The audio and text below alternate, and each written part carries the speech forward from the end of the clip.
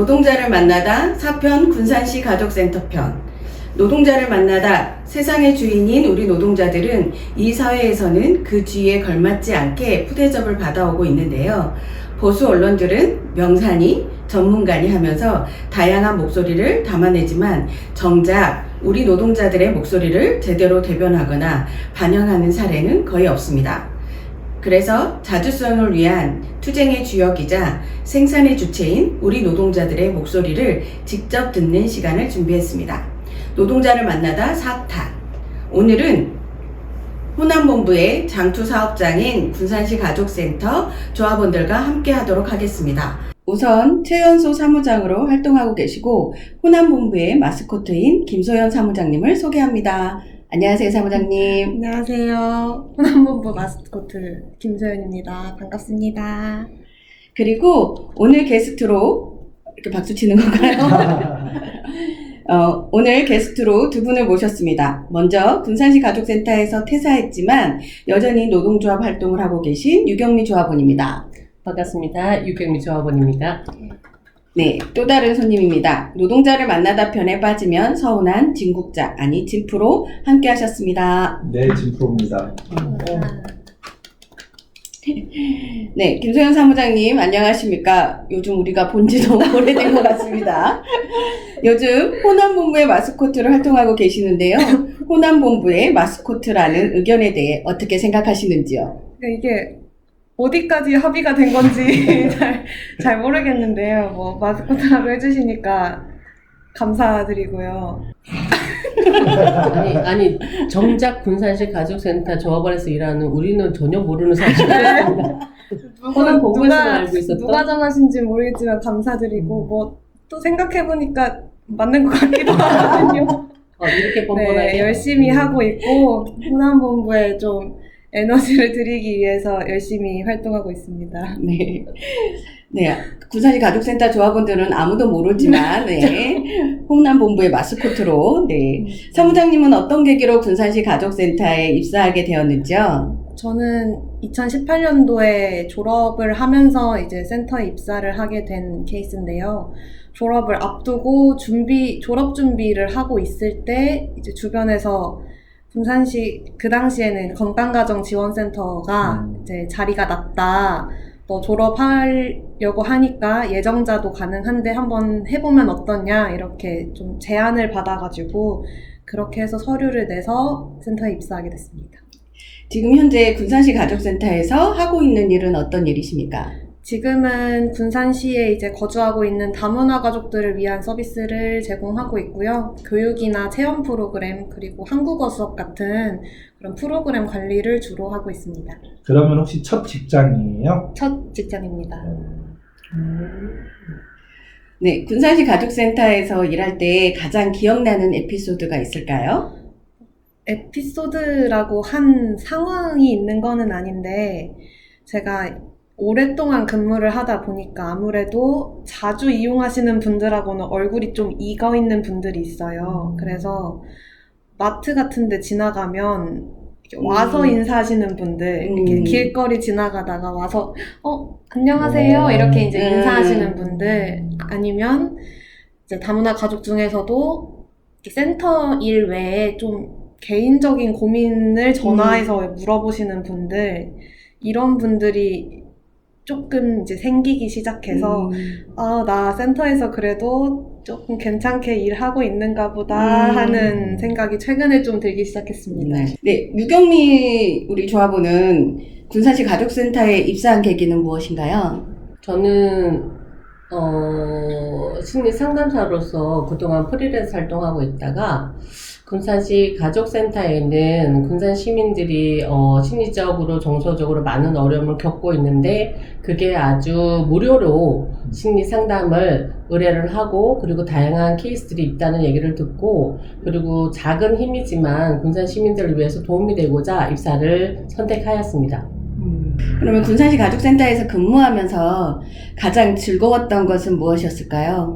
저는 조금 전에도 말씀드렸지만 계속 프리랜서로 활동해 왔었거든요. 그래서 입사하고 나서 제일 어려웠던 것 또한 다른 직원들과 같이 협동해서 뭔가를 일을 해내야만 하고 그리고 그런 거 하나의 컨펌을 팀장님으로부터 받아서 진행하는 그런 모든 것들이 낯설고 힘겨웠음에도 불구하고 일단 저는 20년도에 입사를 했는데 그때 이제 가족 지원팀의 팀장님 지도하에 그리고 팀원들이 같이 협심해서 제가 맡았던 업무를 하나하나 이루어내가는 그 과정 속에서 저만의 뿌듯함을 느꼈다고 해야 할까요? 그래서 저는 20년도 한 해가 너무나 행복한 한 해로 마무리되었던 것 같습니다. 20년도 솔직히 호원대 위탁 전까지는 저는 근무 환경이 100이라는 만점을 기준으로 거의 95점을 줄 수 있을 정도로 근무 환경이 너무 좋았습니다.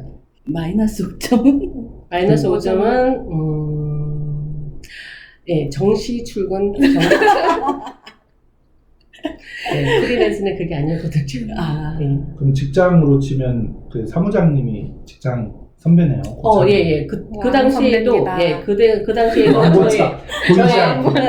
고참이었습니다. 네, 사무장님이 저의 고참이었습니다. 네. 네. 정시 출근, 정시 퇴근이 어려우셨군요. 말이 안 그러면- 되나요? 아니, 그러면 뭐, 진프로는 거의 뭐, 로망이라 할까요? 저의 로망? 프리랜서처럼 일하고 있습니다. 네. 그렇게 사실은 100점 만점에 95점이었던 군산시 가족센터를 그만두게 된 계기는 무엇이었을까요? 제가 강조해서 드리고 싶었던 말씀은 제가 20년도에 입사를 했고, 그리고 20년도에 근무 환경이 너무 좋아서 제가 95%라는 만족감을 가질 정도로 근무 환경이 좋았다고 말씀드렸었는데, 그 센터를 그만두게 된 계기 또한 20년도 12월 마지막 1일이었던 것 같습니다. 오늘이네요. 20년도 12월 30일 날 할애식이 있었어요. 할애식이 있었는데 그 할애식 현장에서 군산대 위탁기관에서 호원대 위탁기관으로 넘어가는 그 과정 속에서 직원들에 대한 부당한 인사처우가 할애식의 현장에서 일어났고요. 저는 그거에 대한 심리적인 스트레스로 안면마비가 왔습니다. 그래서 1년 동안 무급휴직으로 쉬게 되는 경험을 했었고, 그러고서 2월 달에 복직을 했는데 그때부터 말도 안 되는 일을 제 눈으로 계속 목격해 오는 과정 중에 박상희 팀장님께서 부당 해고를 당하시게 되었습니다. 그때 느꼈던 게 공포였어요. 네. 언젠가 나도 저런 일을 당할 것이라는 그런 공포감이 있었고, 제가 심리적으로 조금 취약하다 보니까 매일매일 그 호원대 위탁기관에서 보낸 센터장이랑 사무국장이랑 얼굴을 보면서 마주 보면서 일을 할 자신이 없었고, 그리고 그럴 거면 차라리 군산시 가족센터 눈치 보지 않고 그냥 박상희 팀장님 동지들과 함께 밖에서 그냥 물심양면으로 함께 싸우자라는 마음으로 퇴사까지 하게 되었습니다. 저희가 유경미 선생님이 안면마비 왔을 때 되게 직원들이 되게 많이 속상해하고 그랬었거든요. 그래서 쉬면서 휴직을 하고 있는 도중에도 과연 돌아올 수 있을까 이런 사실 걱정들이 좀 많았었는데 다행히 2월 달에 복직을 하셨고, 그러면서도 사실은 이제 가장 걱정인 게 우리의 건강들이 무너지면 그 현장을 지킬 수 없는 그런 분들이 많이 있어서 저희들이 그때 많이 걱정했던 것 같아요. 그래도 다행히 이 안면마비가 좀 풀리고 재활하시면서 풀리고 다시 돌아오는 모습을 보면서 저희들이 조금 안도했던 그런 모습이 있습니다. 네, 현재 군산시 가족센터를 퇴사하신 상태잖아요. 네. 그럼에도 불구하고 노조 활동을 가장 열심히 같이 하고 계신 이유는 무엇일까요? 제가 퇴사할 때 지금은 뭐 이름을 정확하게 밝혀도 되나요? 그분도 안 계시니까? 네. 천능년 센터장님한테 제가 약속하고 나온 게 있습니다. 제가 무엇 때문에 그때 바보같이 정말 스트레스로 인해서 당신으로 인해서 스트레스 받아갖고 퇴사한다는 말을 못하고 나온 게 너무 억울했고, 그런데 이 말을 꼭 하고 나왔어요. 퇴사는 했지만 저는 밖에서 계속 노조 활동할 것입니다. 라고 약속을 하고 나왔어요. 예. 그래서 제가 퇴사한 이유 또한 저는 바깥에서 함께 노조 활동을 할 것이라는 마음으로 나왔고요. 그래서 저는 지금도 일단 박상희 동지가 부당해고를 당했음에도 불구하고 그것을 인정받았는데도 불구하고 그게 아직까지 군산시 가족센터는 수용하지 않고 있기에 그게 복직으로 수용될 때까지 저는 함께 싸울 것이고 그게 제 자녀들에게도 부끄럽지 않은 일이라고 생각하기에 저는 끝까지 함께 할 것입니다. 감사합니다. 그 퇴사하셨다가 네. 사실 재입사를 위한 그 시도를 하지 않으셨던가요? 했죠. 그 네. 이야기도 좀. 입사요? 제가 재입사를 시도를 했는데 재입사를 시도를 했던 거는 그러니까 저는 솔직히 박상희 팀장님께서 복직을 하더라도 저는 가족센터로 돌아가고 싶은 마음은 없었거든요. 그런데 재입사를 시도한 이유는 지금 현재 군산시 가족센터에 남아있는 우리 노동조합 조합원들이 한테 너무 미안한 마음, 그리고 제가 조금 너무 섣불리 결정했음을 전 나중에 깨달았습니다. 저희 심리적으로 취약한 것에 대한 변명이었던 것 같은데 일단 부당하게 불공정하게 진행되어 가는 그 과정을 제 눈으로 목격하면서 일을 하기에는 너무나 힘겨웠다라는 그 이유 하나와 그리고 회사 눈치 보지 않고 정말 열과 성에 다해서 노동 활동을 할 수 있다라는 그런 믿음을 갖고 퇴사를 한 건데 근데 그 뒤에 남겨져 있는 다른 조합원들은 전혀 생각을 못했던 것 같습니다. 남아있는 조합원들이 얼마나 힘겨웠을지를 생각하지 못한 거에 대한 후회, 미안함 그런 것들이 있어서 가족센터에 다시 입사를 하고 그리고 희망도 있었던 것 같아요. 제가 들어가면 박상희 팀장님께서 복직하는데 좀 더 수월하지 않을까라는 생각에 일단 제가 들어가서 밑거름을 좀 더 깔아놓고 함께 다른 조합원과 함께 으쌰으쌰해서 더 잘 해나가면 더 좋을 것 같은 생각에 시도를 했는데 하지만 철벽 방어를 하시더라고요. 네, 사실 가족센터에서 저 하나 때문에 그렇게 철벽 방어를 할 거라고는 생각도 하지 않았고 제가 그래도 2년을 다녔던 센터인데 면접에서 떨어지셨. 적격자 없음. 그래서 아예 채용을 하지 않은. 제 가족 상담사로서의 능력을 누구보다 더 인정해줬던 게 천운영 센터장이었는데 적격자 없음. 같은 가족 상담사로서 재입사를 요청했건만 불적격이라고 적격자 없음으로 처리를 하는 거에 대해서 세상에 이런 일이 정말. 그러니까 아마 퇴사하고도 그 약속대로 전은영 센터장과의 약속대로 노동조합 활동을 열심히 하였기 때문에 적격자가 아니셨던 것 같습니다. 개심죄였던 것 같습니다. 저도 팀장으로 다시 재입사 원서를 넣었으나 적격자 없음. 적격자 없음. 몇 번 넣으셨죠? 팀장 사무국장을 한 번 냈고 사무국장. 팀장으로 3번인가 냈는데 예. 부적격자. 예. 그래서 우리는 적격자 되기 힘듭니다. 네, 가족센터에서 그렇게 일한 경력이 있음에도 불구하고 적격자가 아닌 그럼 그 전에 요상한 구조가 저희가 얼마나 더 그때는 해야. 부정적으로 입사를 했는지 김용문 수준이네요. 예, 이해가 잘 되지 않는 굉장히 높습니다. 거기는 등록 대기가. 우리 사무장님한테 한번 여쭤보겠습니다. 군산시 가족센터에서 노동조합을 가입하고 분회장으로 있던 제가 해고당하고 조합원들이 많이 퇴사하거나 탈퇴했는데요. 그때 마음은 어떠셨습니까? 지금은 이렇게 물어보면 바로 대답을 하지만은 사실 그때는 너무 절망스러운 상황이었고요. 왜냐면 박상희 동지가 해고당하고 없는 기간 동안에 그 같이 있던 조합원들이 힘들어하는 모습을 너무 가까이서 지켜봐야 했고 또 이제 그 힘듦을 못 이겨서 나가는 모습도 저는 다 지켜봤는데 가라고 할 수도 없고 가지 말라고 할 수도 없는 그 상황에서 제가 좀 나는 어떻게 해야 하나 하는 무력감 혹은 절망감을 좀 느꼈던 것 같고요. 지금도 마음이 많이 쓰린 일입니다. 지금은 이렇게 말할 수 있지만 그 당시에는 많이 마음이 좀 쓰렸던 것 같아요. 밖에 있는 저하고는 또 다른 느낌이었을 것 같아요.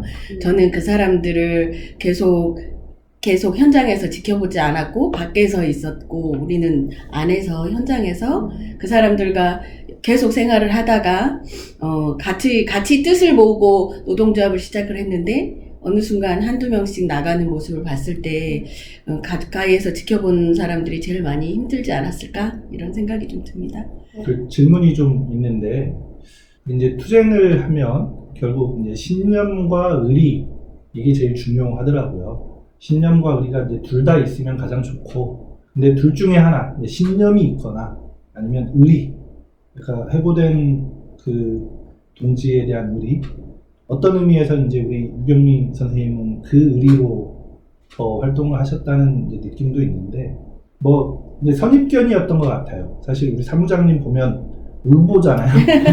툭 하면 울보. 많이 울봅니다. 연대해방 사회 보다가도 막 울고. 마스코트가 되었죠. 이해가 안 되는데. 나도 잘 나도 모르겠어요. 몰라. 왜 울보랑 마스코트가 마스코트가 무슨 상관이 마스코트는 어디서 있습니까? 나온 거냐고. 그래서 아무튼 근데 굉장히 인상적인 경험들이 많은데 근데 그때마다 늘 울거든요. 그걸 보면서 저 친구는 오래 못 가겠다. 미안해요. 편견인데 그런 생각이 사실은 좀 있었는데 그 누구보다도 오래 가는 정도가 아니라 지금은 정말 군산 싸움에서 없어서는 안 될 군산의 마스코트 아닌가? 내 말이요. 호남의 제 말이요. 마스코트가 아니라. 네. 근데 아무튼 근데 우리는 몰라. 그 원동력이 뭔지를 꼭 여쭤보고 싶었어요. 지금까지. 저도 시작은 의리였고요. 왜냐면 같이 이 활동을 시작한 동지에 대한 의리가 가장 먼저였고요. 사실 신념은 그 뒤에 채워진 것 같기는 해요. 그러니까 잘못된 걸 바로잡겠다는 그 마음이 합쳐져서 잘못된 걸 바로잡는다는 게 결국은 박상희 동지가 자리로 돌아오는 것이었기 때문에 저한테는 그 신념과 의리가 합쳐진 그 결과로 제가 이렇게 마스코트까지 마스코트 논란 마스코트 끊이질 않고 있네요. 저 이제 잠깐만요. 인정하겠습니다. 저 마스코트 맞아요. 그럼 나는 뭐가 부족하지? 회사를 하셔가지고 네, 그러니까 저희가 이제 질문하고 싶었던 게 장기투쟁 사업장이다 보니 많이 지칠만도 하고 근데 이제 지금까지 버텨온 이유가 무엇입니까? 라고 물어보고 싶었거든요. 네. 답변 다 했어요. 네. 비슷한 답을 했을 것 같습니다. 신념과 의리입니다. 네.